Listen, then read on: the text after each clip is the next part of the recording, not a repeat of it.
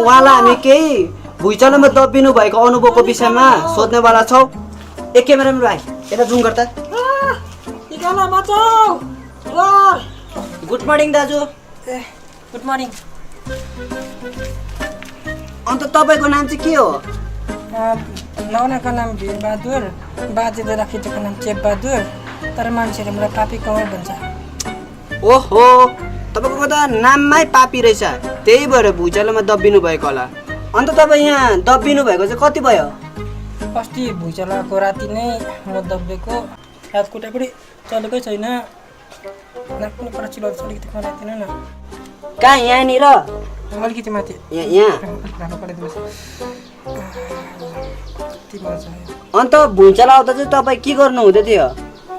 हजुर रेस्लिङ हेर्दै थिएँ, प्रोफेसर र अन्डरटेकरको फाइट हुँदै थियो, रेस्लम्यानिया हेर्दै थिएँ। ओहो, कति राम्रो म्याच चल्दै थिएछ।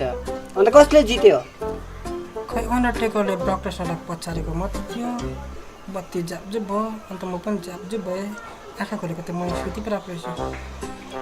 अन्त तपाईँ अहिले कस्तो महसुस गर्नु हुँदैछ? एकपल्ट चेप्टेर हेर्दा जस्तो चाल पाल्नुहुन्छ। अन्त तपाईँको यो फर्स्ट टाइम हो कि पहिला पनि भुइँचालोमा दबिनु भएको थियो? हजुर यो फर्स्ट टाइम हो मेरो।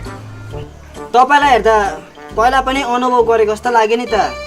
2 दिनसम्म पनि बाँचेकै हो दबिएर पनि। Thank you.